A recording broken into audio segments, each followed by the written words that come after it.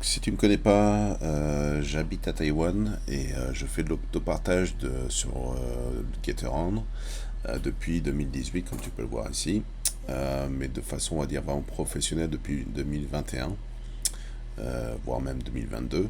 Donc, comme tu peux voir, j'ai deux voitures qui fonctionnent plutôt pas mal, hein. Comme tu peux voir, les calendriers sont plutôt bookés au mois de mai, date à laquelle j'enregistre cette vidéo. Et donc là, tu peux voir aussi, donc ici par exemple, c'est le nombre de commentaires que j'ai pour cette voiture et pour la 208-31. Donc évidemment, j'ai beaucoup plus de réservations que de commentaires. Donc c'est pour te montrer que ça marche vraiment pas mal. Et donc j'ai créé cette chaîne vidéo pour partager en fait tous mes conseils pour que toi aussi tu puisses faire la même chose de ton côté et avoir un side business, enfin un side job qui te rapporte un complément de revenus qui est pas négligeable, puisque comme j'ai pu te le dire dans d'anciennes vidéos, je dégage à peu près plus de 500 euros par mois par voiture. Donc, et ça, c'est une nouvelle voiture que j'ai achetée l'année dernière, fin d'année dernière, qui fonctionne tout aussi bien, voire même plus que l'autre voiture. Voilà. Mais donc, dans cette vidéo, je voulais répondre à une question que m'avait posée Mohamed Benkouya 4251, qui me demandait en fait comment je fais pour la remise des clés et les autres démarches à distance. Et comme je te l'ai dit, j'habite pas du tout en France, j'habite à plus de 8500 km de la France, et malgré tout j'arrive à gérer ce business de manière pas négligeable, comme tu peux le voir sur cette vidéo, quoi. Donc ça c'est la plateforme GetAround, je sais pas si tu connais, peut-être que tu connais pas. Donc ça c'est on va dire la plateforme d'entrée, hein, là où tu vois en gros le résumé de tes voitures, du planning à venir, et puis différentes informations de base, voilà. Donc c'est vrai que cette question est particulièrement en fait intéressante, parce que c'est vrai que je regardais la page de GetAround sur la technologie qui te permet de gérer à distance les réservations. Donc ça s'appelle le GetAround Connect. En fait c'est un boîtier que tu installes dans ta voiture qui a la main en fait sur ta voiture. C'est-à-dire que tu ne peux pas allumer, si par exemple tu fermes, je vais te montrer, en fait, tu as une possibilité de fermer, en fait, verrouiller, déverrouiller la voiture, tu vois, à distance, directement sur l'application, ou là, tu vois, sur le site web. Et en gros, ça, la main, ça prend le contrôle sur ta voiture. C'est-à-dire que si tu fermes à partir de l'application du site, tu ne peux pas ouvrir la voiture avec une clé, avec la clé de la voiture, en fait. Donc, tu vois, ça a le contrôle au-dessus de ta voiture. D'accord? Et c'est pour une bonne raison, c'est pour que, en gros, les locataires, une fois qu'ils louent ta voiture, qu'ils aient en fait le contrôle sur ta voiture, tu comprends? Pour pas que tu puisses, on va dire, déconner avec la location à distance, d'accord? L'autre avantage, en fait, c'est que tu as un système aussi de blocage du démarrage de la voiture. C'est-à-dire que si, par exemple, tu verrouilles la voiture avec l'application, c'est ce qu'il faut faire en fait, si tu veux, que pour que les locataires puissent la déverrouiller à travers l'application quand ils ont une location. Ben, ça veut dire que, à contrario, si quelqu'un a les clés mais que la voiture, imaginons, est ouverte, comment dire, si elle est verrouillée, on va dire, à distance, et qu'il n'y a pas de location en cours, tu ne peux pas démarrer la voiture avec les clés de la voiture. Je ne sais pas si c'est clair, et j'essaie de le décrire de manière le plus claire possible.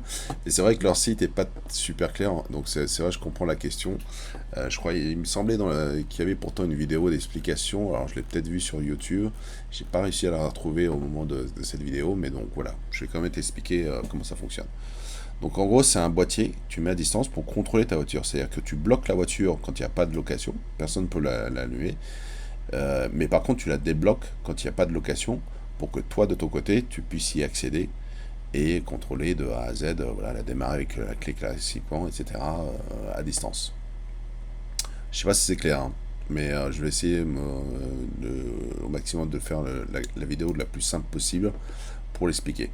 En gros, ce qu'il faut comprendre, c'est qu'avec ce boîtier, tu peux gérer de A à Z tes locations à distance. Donc, je vais te montrer tout simplement avec une page de location. Donc tu vois, ça c'est une location qui a eu lieu il n'y a pas très longtemps, donc j'ai juste masqué les informations personnelles du locataire, hein, pour respecter sa vie privée. Donc il s'était bien passé, donc tu vois, c'est en plus plutôt une bonne location. pour seulement 2 jours, tu vois, qui est plutôt intéressante. La propriétaire elle fait pas mal de kilomètres en plus, donc tu vois aussi l'intérêt des kilomètres en plus qui sont facturés quand même assez cher, je crois que c'est 15 centimes de kilomètres supplémentaires, donc c'est pas négligeable, même si à la base c'était quand même une bonne réservation, 2 jours, 80 € pour 2 jours, donc je pense que ça devait être un week-end. En plus ça s'est bien passé, donc bon commentaire, etc. Donc, une fois que tu arrives ici, en fait, tu as un outil d'inspection qui te permet, en fait, donc je t'ai ouvert une fenêtre à part. Donc ça, c'est l'outil d'inspection. Donc ça, en fait, c'est là où tu vas avoir toutes les photos que va prendre le locataire, que doit prendre le locataire en début de location. Sinon, il ne peut pas démarrer la location, il ne peut pas démarrer la voiture. Donc il est obligé de prendre ses photos. Donc en gros, l'application le guide, donc en gros c'est de tous les côtés possibles, hein, comme tu peux l'imaginer, tu vois, avant droit, côté gauche, côté arrière droit, pardon, arrière, tu vois, donc c'est vraiment, on suit l'intégralité de la voiture. Et comme tu peux voir, la définition, alors ça dépend malheureusement on va dire, de la qualité de l'appareil photo des locataires, mais mine de rien quand même, tu peux zoomer, tu vois, la qualité est vraiment pas dégueulasse, quoi, donc tu peux vraiment, je dis pas que c'est exceptionnel. Je peux te garantir qu'il y a malheureusement des locataires en fait qui se sont, on va dire, qui ont pu s'évader en s'acquittant, par exemple. Ils ont peut-être provoqué un petit sinistre, une petite rayure. Ils ont réussi à masquer, on va dire, en prenant une photo un peu bancale, à masquer le dégât. Donc ils s'en sont sortis. Mais globalement, je trouve que c'est plutôt correct. J'ai pas vraiment eu de problème comme cela. En plus, maintenant, ils demandent des photos aussi de l'intérieur, tu vois. Donc, vraiment, t'as tous les détails aussi quand ils déclarent des dommages, hein. Évidemment, moi, j'ai quelques rayures, hein, ça fait un moment que je fais ça. C'est un peu inévitable. Mais en gros, tu vois, comme quoi, tu peux vraiment quand même à ce niveau avoir une vue assez intéressante, enfin assez détaillée, voilà, de l'état de ta voiture avant, et ils doivent prendre évidemment les photos avant, tu vois, en début de location et en fin de location. Donc pareil, les mêmes types de photos sous les mêmes angles. Encore une fois, c'est pas contrôlé à temps réel, donc ça veut dire que tu peux encore, il y a des locataires qui sont malins et malheureusement qui connaissent un peu le système, qui essaient de t'arnaquer à ce niveau. Mais globalement, je trouve que c'est plutôt, enfin en tout cas, c'est unique en France en tout cas. Je sais que Turo ne propose pas, n'a pas le boîtier. Wicar, qui était l'ancien propriétaire de Turo, en fait, qui est une société française qui appartenait, je crois, à la SNCF, qui a revendu la société à Turo, avait le même système de boîtier, mais je ne sais pas pourquoi, quand ils ont vendu la boîte, après, oui, Turo a estimé que la technologie n'était pas satisfaisante ou n'était pas prête, donc ils ne le font pas pour l'instant. Donc c'est pour ça, pour l'instant, la raison pour laquelle je reste avec Getaround, parce que c'est le seul en France qui le propose ça. Et pour moi, c'est même pas un avantage, c'est une condition sine qua non. C'est-à-dire que si j'avais pas ça, je ferais certainement pas ce business, tu vois. Là, ça me permet de gérer, tu vois, de voir à distance, en temps à peu près réel, puisque tu as les photos. Une fois que le check-in ou le check-out est fait, tu vois, tu as les photos qui sont automatiquement, immédiatement en fait, envoyées sur l'application. Donc toi aussi, en tant que propriétaire, tu as accès à ces photos. Et tu peux contrôler l'état complet. Si tu vois par exemple il y a une rayure à droite à gauche, eh ben, tu peux, tu vois, zoomer et dire ah voilà, tu as une rayure, donc là je vais déclarer un sinistre par exemple auprès de Getaround. Là aussi, faut savoir que quand tu fais une location sur Getaround, le propriétaire a jusqu'à 5 jours de mémoire, oui 5 jours, ouais, pour déclarer un sinistre. Alors un sinistre c'est quoi? Ça peut être n'importe quoi.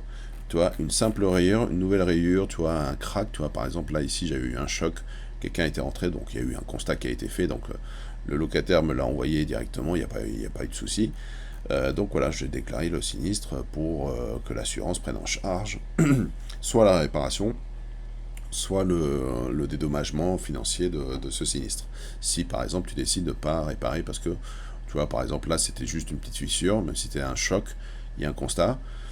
Mais là, j'ai pris la décision, voilà, parce que le pare-choc, c'est souvent une pièce qui, malheureusement, va se faire taper assez souvent, hein, aussi bien en termes de mauvaises manœuvres de parking ou quoi que ce soit.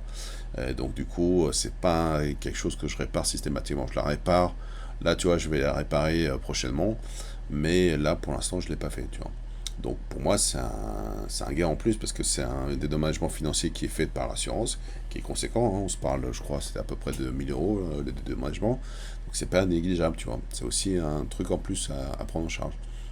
Donc en gros, ça, et tout ça, c'est grâce. Alors ça, les photos, c'est grâce au système de l'application. Mais le boîtier, en fait, ça te permet. Donc une fois que le locataire fait ses photos, il peut ouvrir la voiture à distance, directement à travers l'application. Et ensuite, la clé, enfin les clés de la voiture sont systématiquement dans la boîte à gants, par exemple, où tu peux choisir un autre emplacement, mais voilà, la boîte à gants, c'est là où c'est plus facile pour les gens de le trouver. Et donc, ils peuvent accéder à la clé de la voiture et ensuite démarrer. Donc, le système, le boîtier euh, autorise la voiture de démarrer. Comme je te dis, le boîtier a le contrôle sur le démarrage de la voiture. Et s'il n'y avait pas de location, si par exemple quelqu'un avait tenté d'ouvrir la voiture pour essayer de la voler en dehors d'une location, alors que je l'ai fermée à travers le boîtier et à travers l'application, et ben, il ne pourra pas démarrer la voiture. Alors évidemment, on sait tous, il y a des voleurs peut-être qui ont la technologie pour pouvoir débrancher le boîtier. Cependant, pour l'instant en tout cas, j'ai pas eu le cas. Et j'ai, comme je t'ai dit, plus de 500, plus de 600 locations à mon actif. Et pour l'instant, je trouve que c'est une sécurité qui est quand même assez intéressante. D'accord. Donc si tu as on va dire, une peur par rapport à ça, moi je peux te rassurer. Moi, n'étant pas physiquement en France et étant très très loin de la France, j'ai cette sécurité et en plus, évidemment, j'ai une assurance qui couvre en cas de vol. Donc tu vois, même si elle est volée, eh ben, je la reporte volée et je fais jouer les assurances pour obtenir un dédommagement et racheter une voiture derrière et recontinuer ce type de business avec une nouvelle voiture. Donc tu vois, je suis protégé dans tous les cas. Mais encore une fois, pour l'instant, je touche du bois, j'ai pas eu le cas. Donc je trouve que c'est quand même enfin, pour moi, c'est une technologie qui est indispensable pour faire ce business, évidemment, à distance, comme tu peux l'imaginer. Donc voilà un peu à quoi ressemble Getaround. Alors il y a un autre truc aussi, Getaround. Alors là, malheureusement, tu vois, j'ai une location qui est en cours. Donc là, t'as pas beaucoup d'informations, mais en gros, quand tu cliques, tu vois, quand tu cliques sur ta voiture, tu as plusieurs trucs. Donc, tu as les assurances, les photos, les descriptions de la voiture, tout ça. Tu as Get on Connect, évidemment. Comme je t'ai dit, tu peux déverrouiller et verrouiller. Donc, ça, c'est ce qui te permet, en fait, si par exemple, tu veux reprendre la voiture pour l'amener à un garage, par exemple, pour une réparation, donc tu vas la déverrouiller pour que le boîtier, en fait, enlève l'impossibilité de démarrer la voiture. Comme ça, toi, tu peux l'ouvrir avec ton double de clé de voiture et tu peux l'emmener après, tu peux la démarrer et l'emmener où tu veux. Mais là, en plus, tu as plusieurs informations. Tu as aussi l'information de la batterie, c'est-à-dire le niveau de batterie actuel. Donc ça, c'est quelque chose qui est plutôt intéressant. T'as, je sais plus quoi d'autre, tu as aussi la localisation GPS, parce qu'il y a aussi un GPS dans le boîtier. Donc ça aussi, c'est une autre garantie en cas de vol. C'est-à-dire que tu peux localiser, parce qu'en dehors, alors tu vois, durant la location, tu peux pas localiser le GPS, parce que c'est aussi une atteinte à la vie, on va dire, enfin c'est une atteinte aux conditions au CGV de Getaround, pour pas que tu puisses avoir des informations sur la localisation du locataire. Mais en dehors des locations, tu as en fait l'accès GPS avec une carte pour savoir précisément où est ta voiture. Donc si quelqu'un te la vole, s'il ne sait pas, encore une fois, enlever ce boîtier, ou s'il ne sait pas l'enlever de manière, on va dire, professionnelle, parce qu'évidemment il est protégé de manière sécurisée, hein, tu ne peux pas l'enlever comme ça, si tu ne connais pas, tu ne pourras pas démarrer la voiture dans tous les cas. Mais tu peux aussi localiser, voilà, GPS. Donc ça aide aussi pour retrouver la voiture en cas de vol. Tu peux transmettre l'information aux autorités pour qu'ils la retrouvent plus facilement. D'accord. Donc pour moi, ça a même résolu un problème que j'avais pas forcément, mais tu vois, avant, quand ma voiture était en France et que j'étais à Taïwan, je savais pas exactement quel était l'état de ma voiture ou où elle était située. Maintenant, je sais en permanence, en dehors des locations, tu vois, je peux avoir l'information GPS, le niveau de batterie, etc., le niveau d'essence aussi, etc. Parce que le boîtier aussi calcule automatiquement, en fait, tu vois, quand tu vois des pénalités comme ça, carburant en surplus, ça veut dire que, tu vois, bah, donc si on se met, donc ça c'est l'état des lieux, tu vois, on appelle ça le journal de location. En gros, c'est quand tu cliques ici, tu vois, journal de location, voir les données. Donc là, tu as tous les données, donc c'est un peu la même chose que l'outil d'inspection que je t'ai montré.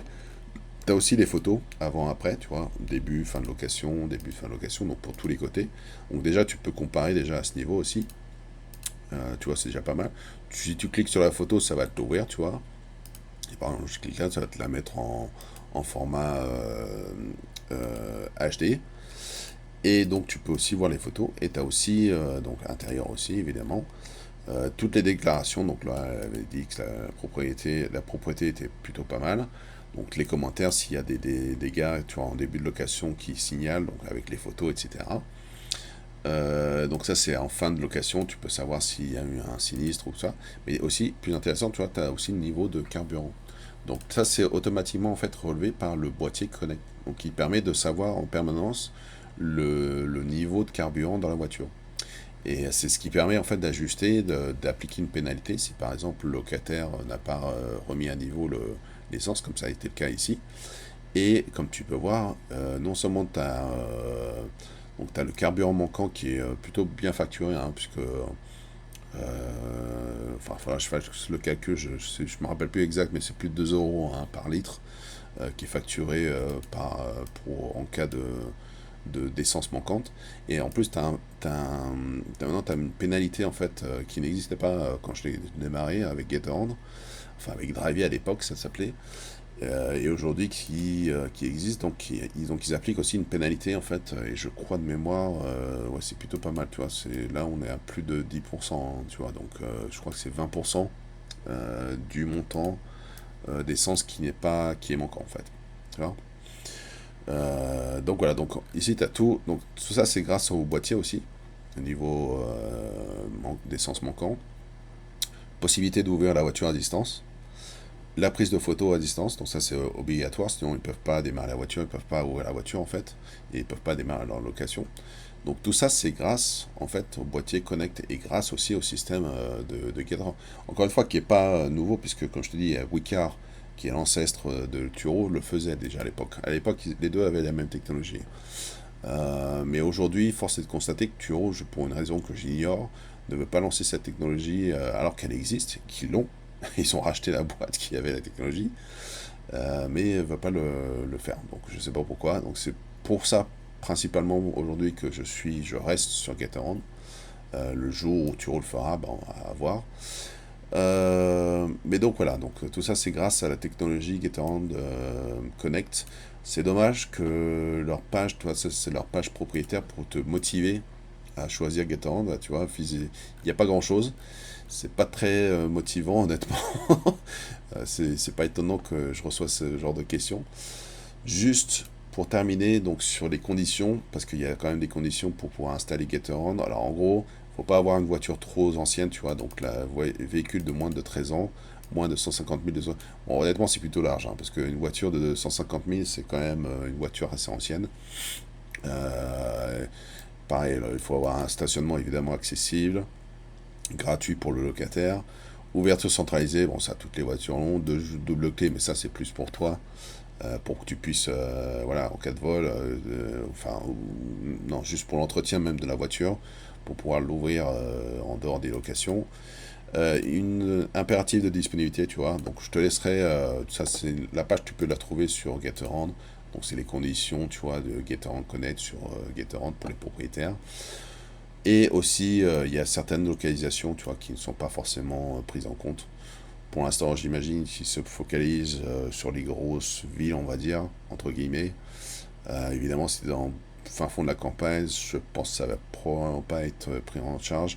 Après, ils disent quand même, bon, il y a certaines voitures qui ne remplissent pas les conditions, mais tu vois, donc je pense que globalement, je suis pas sûr qu'ils refusent vraiment de voitures, parce que leur but aujourd'hui à Gatorand, c'est c'est de s'étendre en fait, de couvrir un maximum du territoire français. Donc je pense pas qu'ils aient voilà.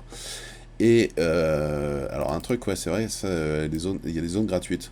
Moi, c'est vrai que quand j'ai démarré avec ma Polo, l'installation de Gatorand était gratuite. Aujourd'hui, moi, quand j'ai mis ma 208 sur le Gatorand Connect, j'ai dû payer de mémoire, je crois que c'était 120 euros pour l'installation du boîtier, qui sont censés te rendre quand tu rends le boîtier. Mais bon, on sait tous comment ça marche, hein, les dépôts de garantie, hein, c'est voilà. Bon, c'est pas grave, c'est pas une énorme somme, c'est un petit investissement qu'il faut considérer. Je peux te garantir que le premier week-end, si tu arrives à faire 120 euros, ce qui n'est pas impossible, moi c'est ce que j'ai fait avec la 208, même plus, hein. Donc en une semaine, c'était remboursé. Donc tu vois, c'est pas voilà. Mais voilà, il y a quand même des zones gratuites. Donc j'imagine que c'est peut-être les villes les moins. En tout cas, Paris, je te confirme, c'est pas gratuit. Ça c'est sûr et certain. Je sais pas où c'est gratuit en ce moment, donc mais à vérifier quoi. Voilà, pour faire l'installation, il faut prendre rendez-vous, mais ça prend une semaine, hein, c'est assez rapide. Et évidemment, donc tu as aussi un abonnement, donc tu payes 25 euros par mois. C'est les frais de GetAround pour ce service. Donc ça, c'est tout bénef pour eux. Et bah voilà, quoi, c'est juste pour avoir le droit à utiliser ce boîtier, voilà, tout simplement. Donc c'est pas énorme, entre nous, c'est pas mon plus gros frais. Je paye beaucoup plus en termes de parking, encore une fois, mais c'est remboursé. Ça, avec une location d'un jour, c'est déjà remboursé, quoi. Donc, alors la caution, ça c'est bidon parce que si tu payes, enfin moi en gros la caution c'est des 120 euros, donc j'imagine que si c'est gratuit ils te prennent une caution de 50 euros, mais bon voilà quoi, c'est encore une fois si sur Paris c'est pas gratuit.